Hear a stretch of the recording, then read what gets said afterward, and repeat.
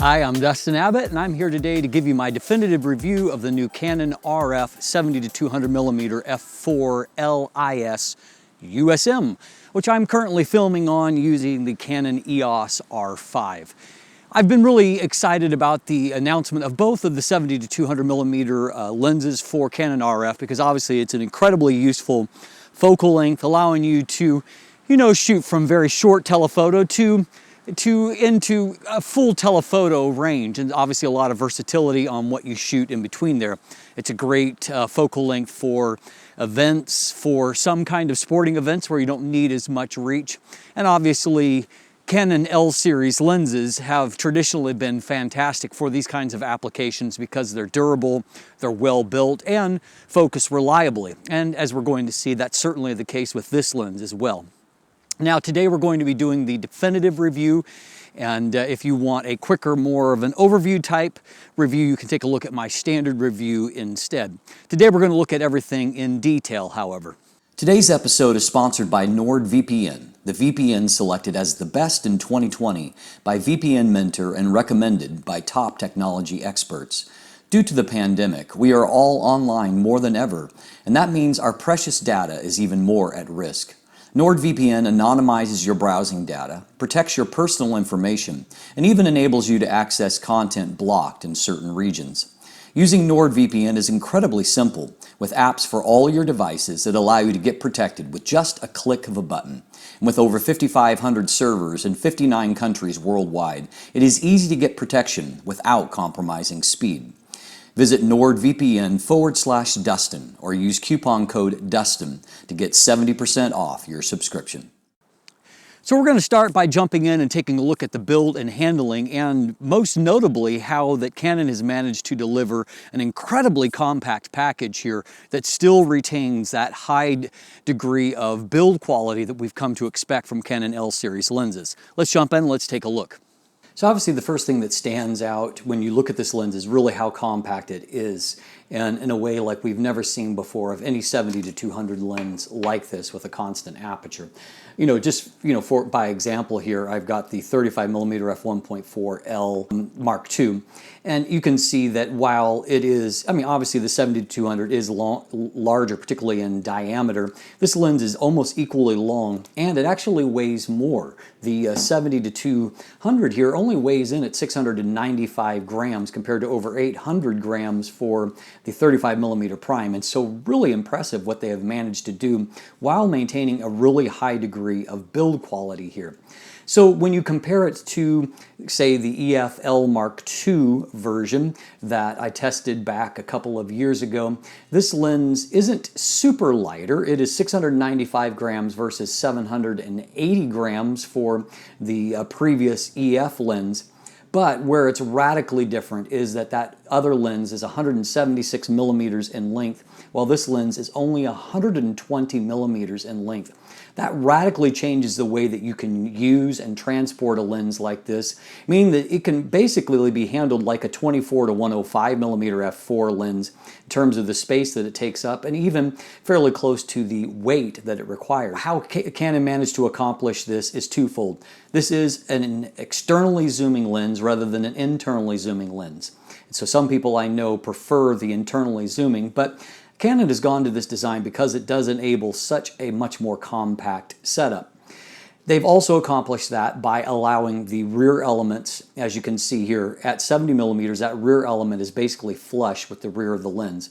And if you zoom out to 200 millimeters, it'll drop in, maybe a couple of centimeters in length, or the overall depth there. But what you lose in this process is the ability to use teleconverters. They just don't physically fit. So that's certainly a disappointment, but I think Canon obviously decided that the compact nature of the design and the versatility that it would bring in more buyers than those that would miss out using on the teleconverters. So when you fully extend everything, you put the lens hood on, it is shorter than what the last L lens, EFL lens was, but it's not obviously as significant. But where everything is radically improved is when you're actually using it, transported in this fashion. Now, interestingly, the new lens is actually a little bit wider in diameter. Not anything major, but we're talking about 83 millimeters versus 80 millimeters for the old lens. And you also get a larger front filter side. 77 millimeters is actually a really common filter size though, so obviously there's no concerns that come with that. As noted, the lens is made out of, nice durable materials here, and it does have a thorough weather sealing. And so there's a gasket here. There are flooring coatings on the front and the rear elements, and then there are seals everywhere at all of the switches on either side of each one of the rings, near the front and the back of the lens. And so this is a thoroughly weather sealed lens. I know that some of you have concerns about any kind of externally zooming design. But having used another number of lenses like this, most notably for years, I used the 70-200mm, and it is an externally zooming design. I never had a problem with dust or moisture getting inside, and I traveled to various countries around the world with it. I had great results with that lens, and I feel pretty confident that we've got the same kind of performance here. There are 4 switches here. There is a focus limiter that basically, there's 2 positions, either full or removing up close, 2.5 meters to infinity. This lens, by the way, will focus down to as little as 60 centimeters, and that does cut off from the 1 meter on the last EF version.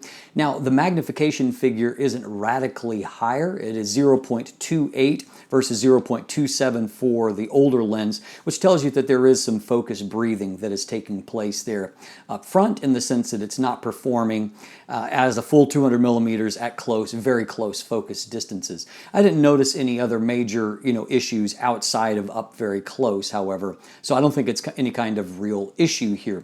But the good news is they have achieved good focus performance and also good image quality up close.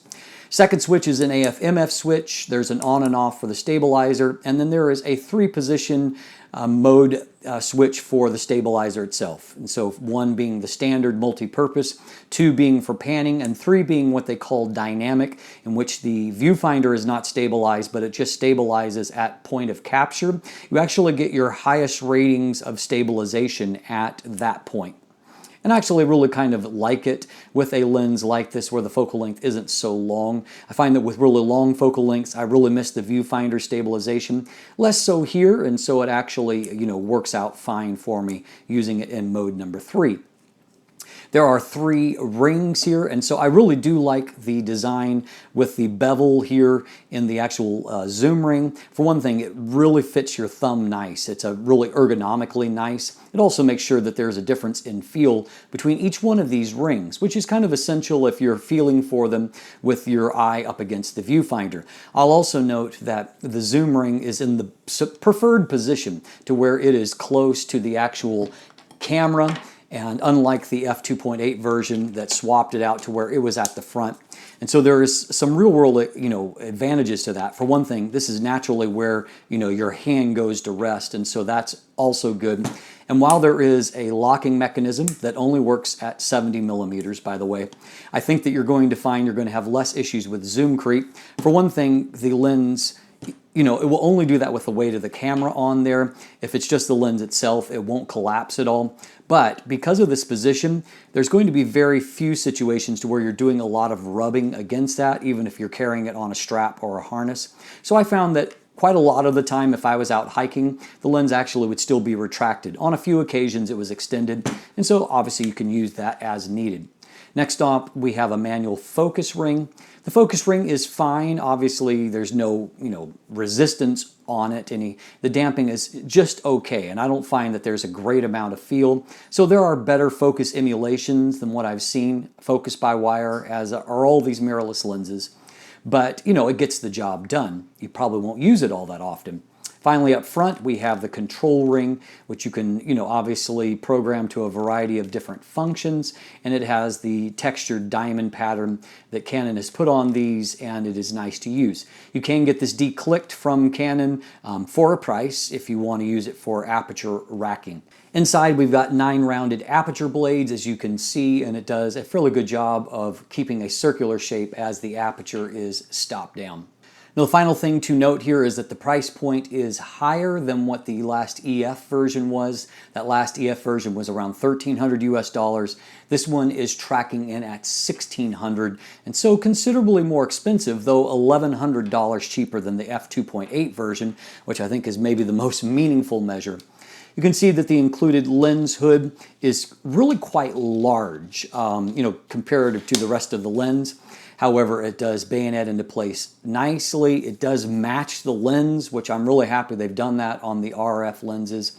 And it does have a locking mechanism, though I will note that despite having that locking mechanism, on my first hike out, I realized after a while I was missing the lens hood, and I had to go back and retrace my steps and found it had come off in the snow. So I don't know if something actually hit to release that, because it doesn't seem like it should be able to come off otherwise. And I haven't had any problems since that point, so fortunately it seems to have been an isolated incident. I will note that obviously you do gain a considerable amount of extra width for storage. However, the footprint is still relatively small for this lens, and I will also note it will fit even into my messenger bag sitting upright with the R5 mounted on there and fit inside. So that is the radical improvement, is in the size for transporting a lens like this. So obviously the only real negative that I can point to here, which is a significant one, particularly for some photographers, is that this new design precludes the use of extenders, 1.4 or 2 times teleconverters, or extenders as they're called. And so that means you're going to be using this lens solely with the bare lens. The unfortunate part of that is that on the RF system, and particularly with bodies like the EOS R5 or R6, that we now have more flexibility in using teleconverters, theoretically, than what we've ever had before. You can autofocus with smaller maximum aperture combinations, and not just autofocus, but autofocus well.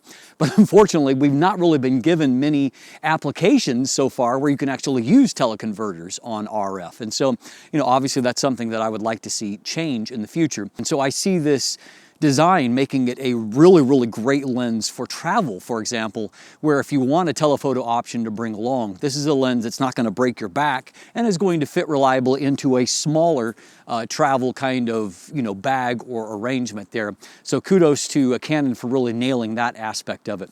I can say the same for the autofocus. This lens utilizes a nano USM motors like the f2.8 LIS, and much like that lens, autofocus is fantastic. It is fast, it is quiet, it is reliably accurate, and there's really no downside that I can point to.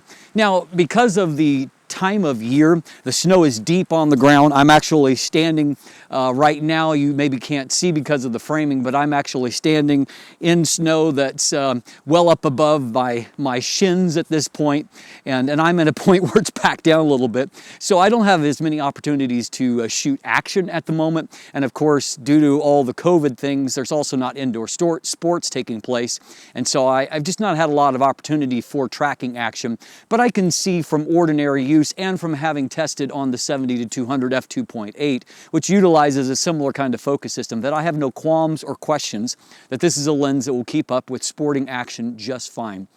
It also is very reliable in terms of tracking eyes. I used it in an event setting in a church, and as I was waiting, if you're ever shot events, you realize that much of the time when people are talking, the face isn't actually particularly flattering as you catch them, as their face is in the process of moving and contorting as they speak.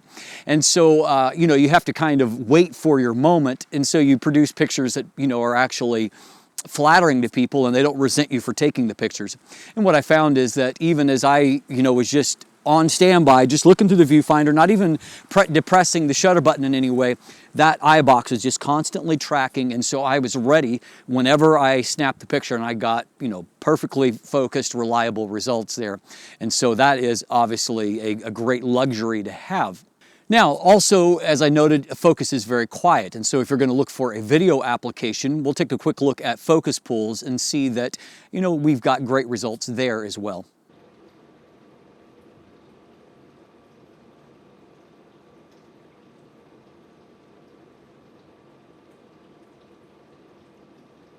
So as you can see, obviously, nano USM, it's, if not utterly silent, it is very close to it, and it's not going to be an issue in any kind of configuration when it comes to sound. So nothing really negative to report on the autofocus front.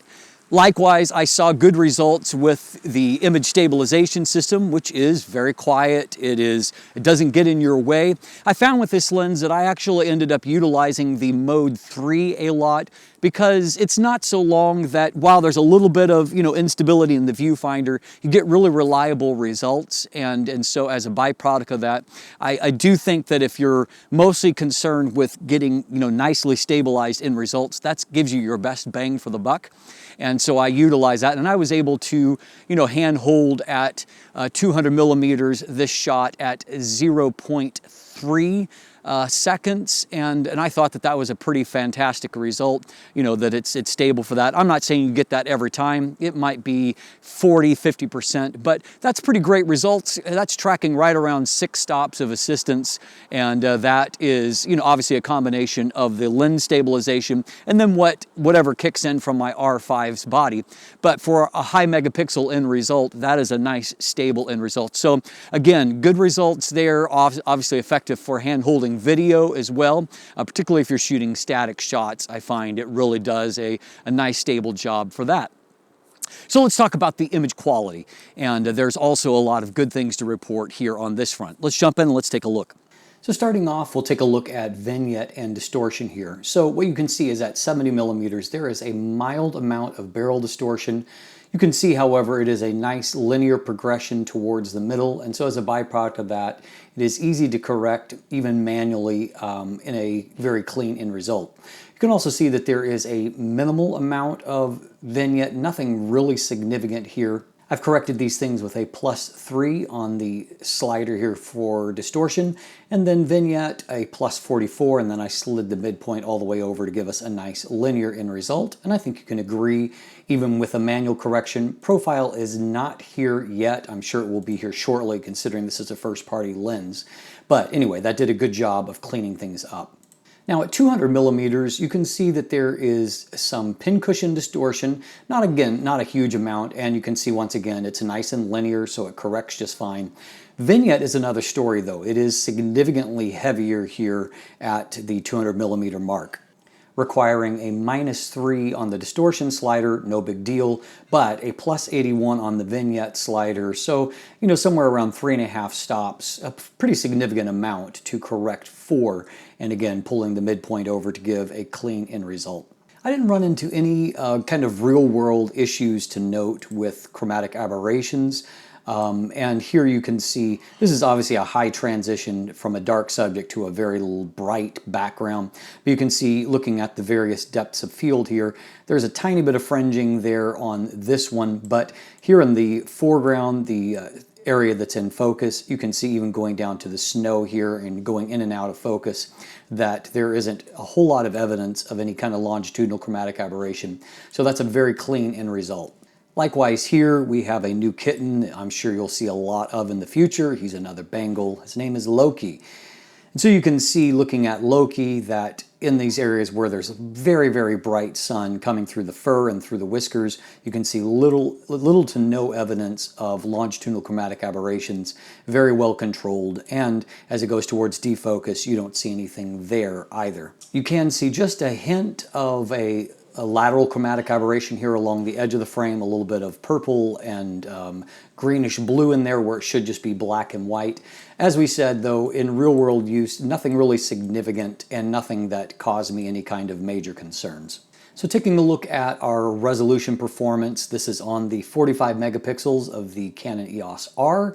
And so mid-frame, wide open, this is 200% magnification. You can see that we have very, very strong resolution and contrast, enough so that even wide open, I'm starting to see the patterning there on the bill. Everything is nice and crisp looking here. You can see a little bit of a boost at f5.6 in terms of contrast. Mid-frame looks excellent. The contrast boost is a little more apparent mid-frame, where everything looks remarkably crisp there at f5.6.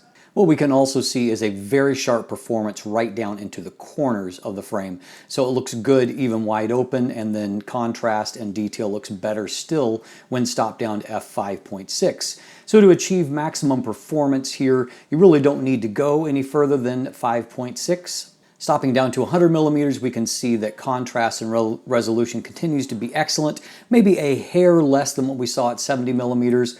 Stopping down to f5.6 improves contrast even more so though. Once again, in the mid frame, it looks good, wide open. It looks really great at f5.6. So you see a little bit more significant difference when stopped down here.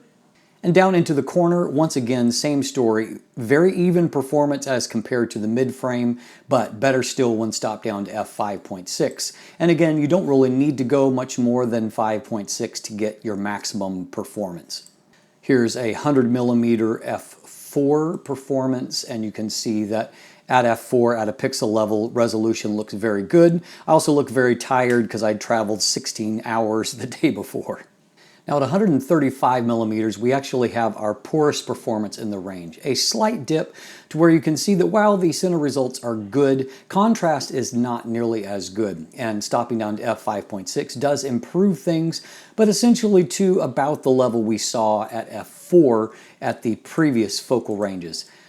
Now, the mid-frame looks fairly good. I would say fairly comparable to what we saw at 100 millimeters with a slight improvement at f5.6, but now with f5.6 on the left, you can see that it's really not until f11 here on the right to where we achieve the kind of sharpness we saw at f5.6 at 70 and 100 millimeters.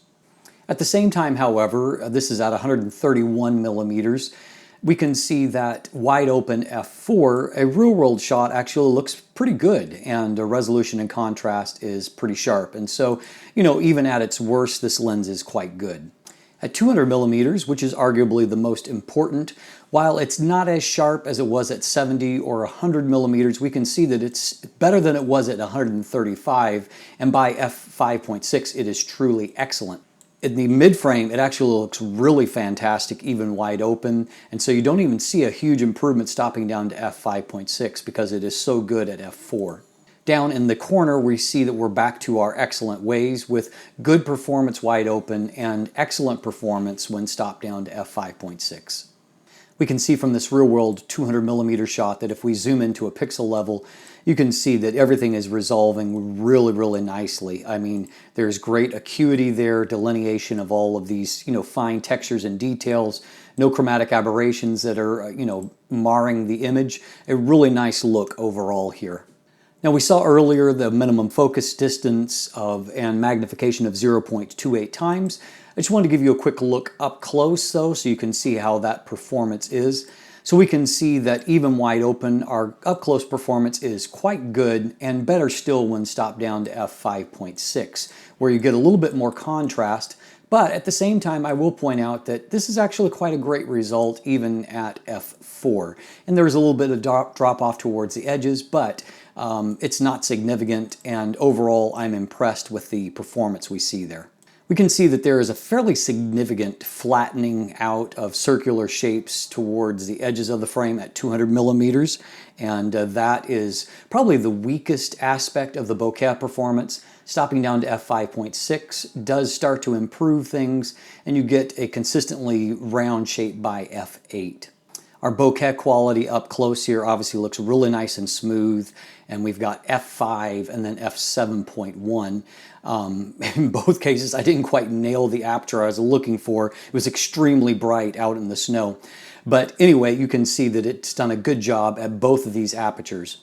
Both of these shots also, I thought, showed off really nicely how beautiful the background blur can be. Really nice blending of colors and creaminess to give you really lovely end results. Finally, I found that the flare resistance was also quite good. It does have a deep lens hood as we saw, so that helps, but it also has their air sphere coatings on it, which obviously are doing a good job. You can see really no, in this case, any kind of veiling or ghosting. Stop down, it's the same. And also, if we pan back and forth, first wide open, you can see there is minimal ghosting and flare effects, and then stop down. The same is true. Overall, this is quite a strong end result. So other than that minor dip at 135 millimeters where things didn't sharpen up quite as quick in the corners, I found that the image quality was nice and consistent across the zoom ratio. And so, I mean, really very even in terms of performance all across the frame, and really not a lot of flaws to point at. There is a little bit of heavier than what I'd like to see vignette at 200 millimeters. But at 70 millimeters, it's not bad. Distortion is not bad, and it's easy to correct for. And aberrations are fairly well controlled. Flare resistance was quite good. And so just a lot of good things there. And the quality of the bokeh with these new 70-200 zooms has been really quite pleasing.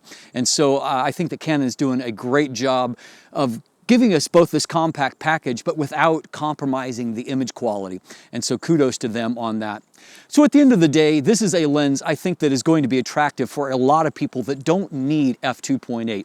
In this case, we have a pretty huge gap in terms of the pricing. It's $1,100 US difference between the f2.8 and the f4 version. And so while the f4 version is not cheap at right under $1,600 US, it is going to be obviously a much more attractive option if you are on a little bit of a tighter budget, or if you just don't really need f2.8 for your application.